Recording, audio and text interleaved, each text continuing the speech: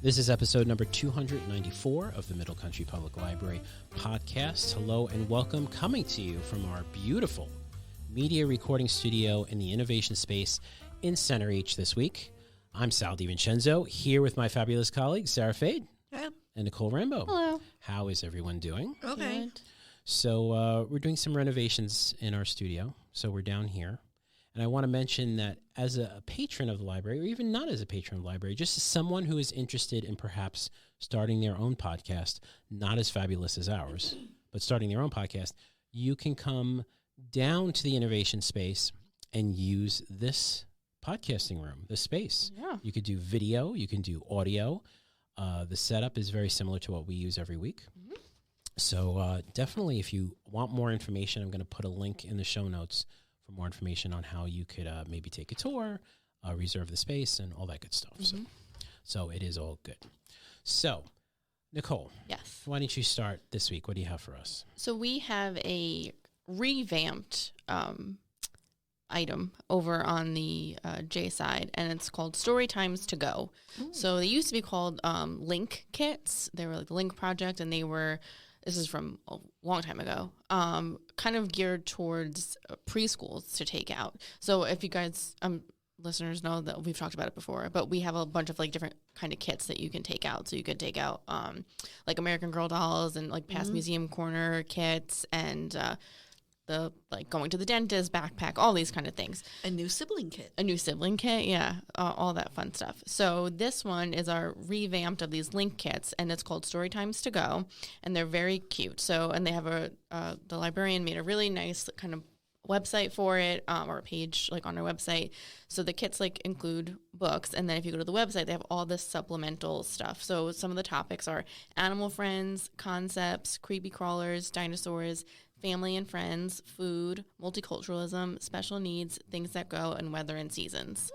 Nice. And then if you go to the website and you click on either one, they give you all this kind of like supplemental information. They'll give you sing-along songs. They actually give you like the lyrics and the beat that it goes to. They give you a craft that you can do that goes with it, a couple of different crafts, and they give you these like extra enrichment things with QR codes. You can watch more videos and learn more about the topic and different activities to do with your kid. Or if you like, say you watch a couple of kids, like it's a nice kind of like story time thing to do with a few kids if you watch them. And I just thought, like, we got the email, like, telling us about it. And I thought it was a really cute idea.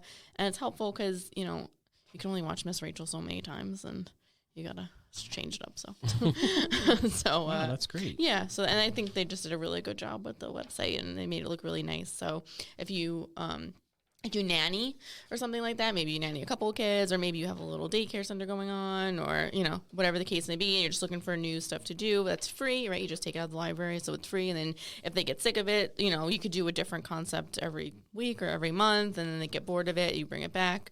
So you can take up to 3 on an adult card, and you have it for, I believe, 2 weeks. Oh, that's nice. Yeah. So I think it was a really good idea, so I just wanted to let people know about it. Fantastic. Yeah. Great. Thank you very much, Nicole. You're welcome. Sarah, what do you have for us this week? So you guys know that we no longer have the new DVD release list. Yeah, it's a sad thing. Yeah. But however, we have a recently added carousel on our Vega catalog. Very nice. Available, so those patrons can still see what's new here or order them, sure, request them. And so I thought I would go over what's new for October. Oh, great. And it's one sort of carousel. When we get them, they go on that list. It's not like divided into weeks anymore. What's coming out is Blue Beetle, rated PG-13. Is that a DC. Marvel? Already? DC. Already? Yeah. Mm-hmm. Oh, that's not good. Well, everything comes out really fast. Jamie Reyes suddenly finds himself in possession of an ancient relic of alien biotechnology called the Scarab. Ooh. Then we have Haunted Mansion, also PG-13, and that I feel like that should have come out really, really quickly. Yeah, and it's inspired by the classic theme park attraction. It's a remake. Actually, I think it looks good, so I know I'll be. It did not do well in the theater. This is how bad it did. It did so bad that instead of it going to Disney Plus first and then being sold, it's going straight to DVD. and then they'll release it towards the end of the year on Disney Plus. Oh. Because usually they've been doing it the other way around. Yeah. So Well, I thought it looked funny. it looks good. Yeah. It looks good. Now this has been out on it's either Amazon or Hulu, but it was Prey, and nice. Yeah, it was Hulu. finally out on DVD. It's Yeah. rated R, Wow. and it's a Predator film. And however, instead of being in the future or current, it's set in the past, and everyone got very excited because like, oh, this opens up a whole new world for the Predator franchise. The Boogeyman is rated PG-13. And it's about boogeymen. It's about boogeymen, and a family finds themselves hounded. Ready, guys? By a sadistic presence in their house. Transformers: Rise of the Beasts, rated PG-13. Still making it. Yeah. Yeah, and action-packed globe-trotting adventures as a Maximals, Predacons, and Terrorons join the battle between the Autobots and Decepticons. There's a lot going on there. Did you have those toys when you were a kid? Did you have like the bugs that turned into No, or the I animals think that there turned was into robots? Wasn't there like a whole? There was like the sort of second tier. They wanted to be Transformers. Yeah, but they those were are the ones I cheapies. had. Yes, the cheap ones. Robotech, maybe. It was Robotech. Something. Oh, I had the one that was And animals. there's Voltron. I got Well, Voltron. yeah, Voltron was the But- defender of the universe. Yeah, but they created a cat, right? They created they were lions. They were 5 lions that created a robot Oh, with a blazing sword. Yeah, the like animal ones. I remember animal Transformers, not the Transformers. Yeah. There was some animal. and they tried to make them for girls too, because I remember there was like a ladybug one. Yeah, exactly. Yeah. Meg 2, The Trench. Did you wind up seeing this? No. Steve, I would come down and Steve would have on the Meg like for multiple nights in a row. He just couldn't, And he couldn't get through. He just fall asleep. He's like, "It's good. I want to keep watching it." He's like, but he kept falling asleep. Jonas Taylor leads a research team on an exploratory dive into the deepest depths of the ocean. Blah, blah, blah, blah. Mission Impossible Dead Reckoning Part 1. Oh my god. Did not do as well in the theater as I thought it would. Well, I mean, it's Mission Impossible, the same. You know, Ethan Hunt and his IMF team embark on their most dangerous mission yet. I really thought that was going to be like the #1 movie this summer.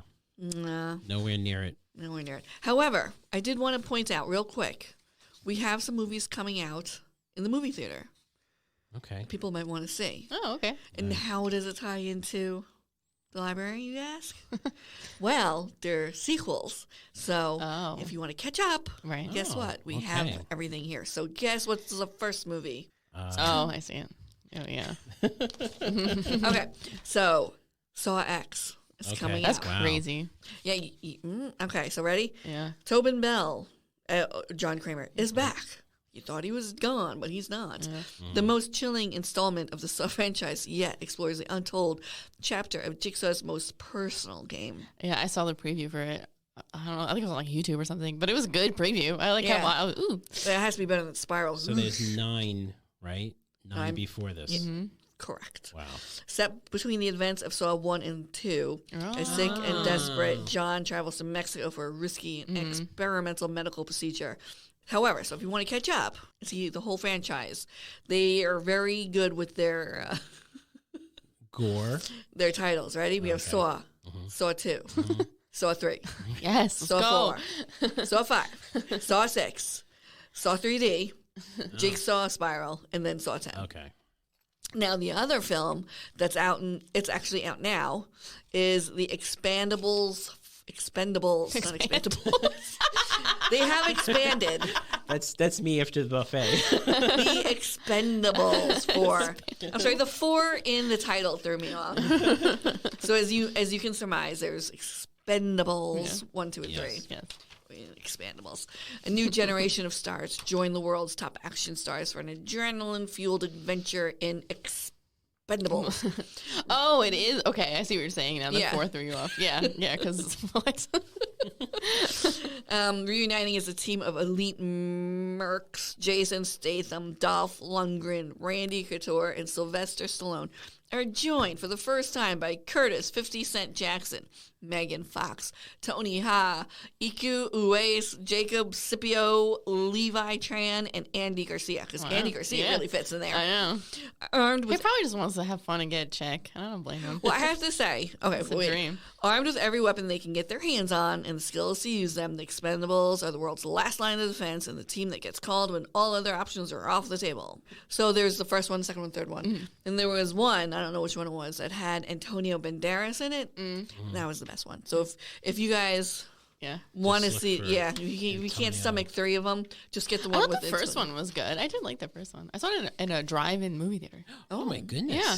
Well, I mean, it is what it is. You know what you're getting. Yeah, it was fun. It's like It's, a fun. yeah. Yeah. And it's funny, like they're all sort of washed, don't say Yeah, washed yeah, up, yeah. older gentlefolk doing this stuff. So, all right, and the next one that's coming up that I'm very excited for, and I know Nicole is too, is The Exorcist. Okay.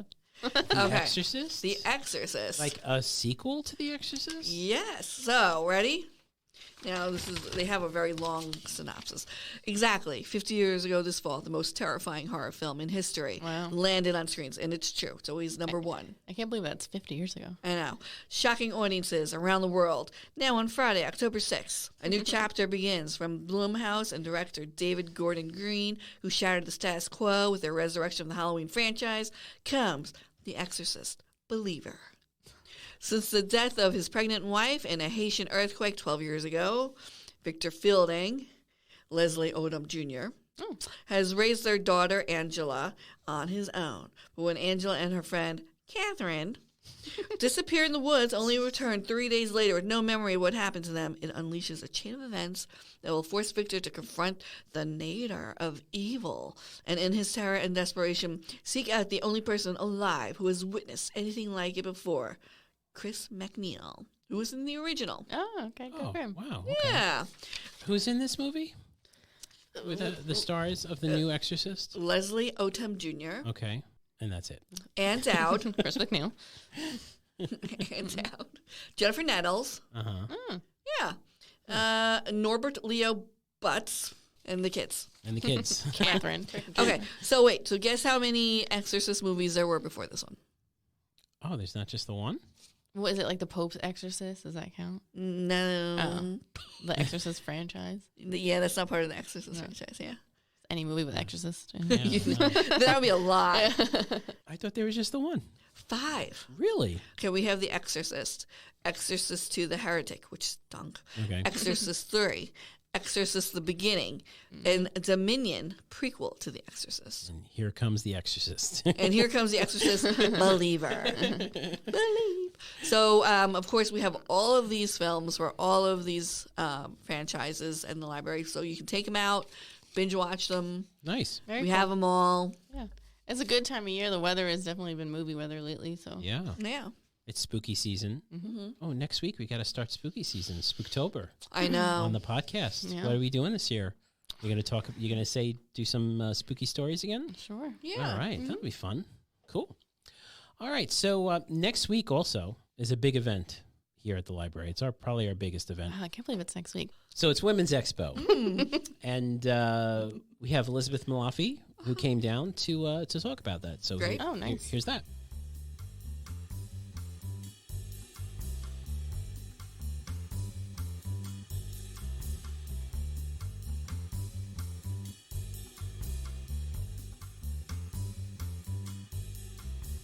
And we're in the studio with Elizabeth Malafi. Hello. Hey, Thanks for coming back. of course. I think this is Great. my first time in this studio. It is probably your first time in this studio. I like it. It's I very dig it. nice. It's very cool. Come visit the library and see it. Exactly.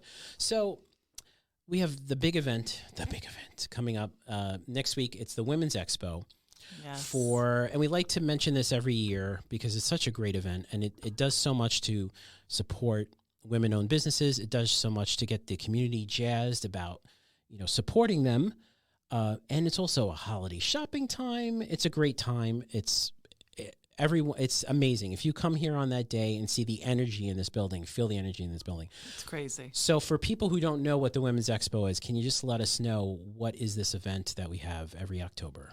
On its surface, it's women entrepreneurs with a product to sell, selling their wares at the library. But it's really so much more than that. And you hinted towards it when you said about the energy.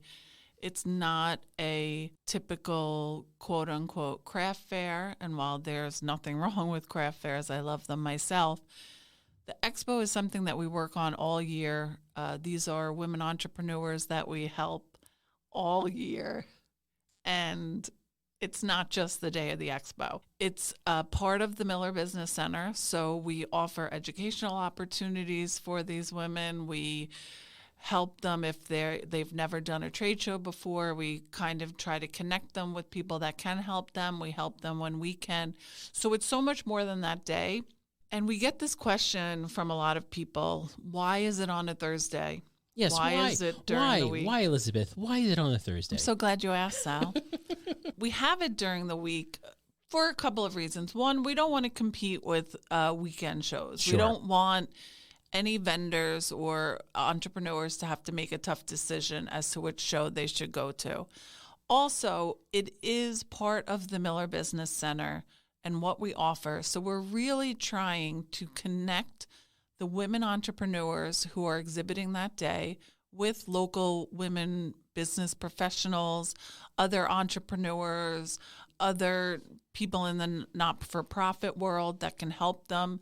So that is why we have it during the week. And we do get a nice selection of volunteers that help that day. And it's a way to help the community and meet people that they might be able to do business with or mentor or help in some way. Absolutely. Yeah, because we have, banks, people who work at banks come down, people who work. The SBDC. I was going to say SBDC, yes, the support, the Chamber of Commerce, there's a lot of those folks who are coming down. Yes. In addition to just our local community. Mm-hmm. So what type of vendors are coming down this year? Oh, we have a wide range of food vendors, artists, people who crochet or knit items, hand-painted glassware. It really is such a range. We have a little more variety this year, I feel like. We're excited about the artists. We're excited about people that do custom items. So it's going to be a lot of fun. Plus, we have our lovely raffles. The Don't raffles forget those. Crazy. Yes. I don't win ever, but I will keep trying. I think I won the first year that I participated, and that was it. It's like it's gone. They tricked you. They tricked me, yes. It all goes towards supporting the Miller Business Center. Yes, the expo is presented by the Miller Business Center and the Middle Country Library Foundation. So all proceeds from those raffles and anything else during the day go back to make it so that we are able to help all businesses, all entrepreneurs, all business professionals throughout Long Island. And we really couldn't do it without the support of our sponsors for the expo. So I want to give a quick shout out to TD Bank, People's Alliance Federal Credit Union, and Bank United. They're our big sponsors, and we really couldn't do it without the support of companies like them. Before you go, there is a question that I do get at the reference desk. Obviously, it's too late to sign up to be a vendor for Women's Expo. But I know there are a lot of women entrepreneurs out there who are interested in it. They're just seeing it. Maybe they're hearing it for the first time here on the podcast. What can they do for next year if they want to be involved in next year's event? First, I want to say they don't have to wait till next year to be involved. They can start attending Miller Center programs, attend our networking events, like becoming part of the community that we have. Right. But if they're particularly interested in learning about when applications open for the expo next year, I would recommend that they visit our website, which is www.womensexpoli.org. And there is a link at the top of the page there to fill out our information form, which will tell us, are you interested in being an exhibitor? Do you just want to find out when it is so you can attend as a shopper? And we encourage everybody to fill that out because we do contact everybody who has shown interest in the expo to let them know applications are available. Fantastic.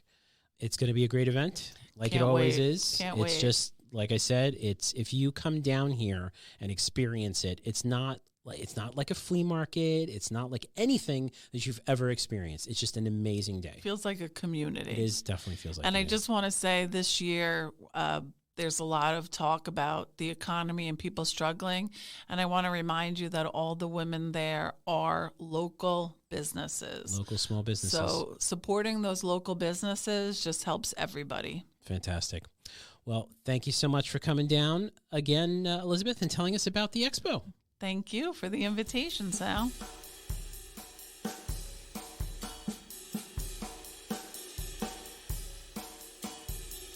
Okay, that does it. Hope you can visit us on Thursday at the Women's Expo. Yeah. I usually have a fun time with it.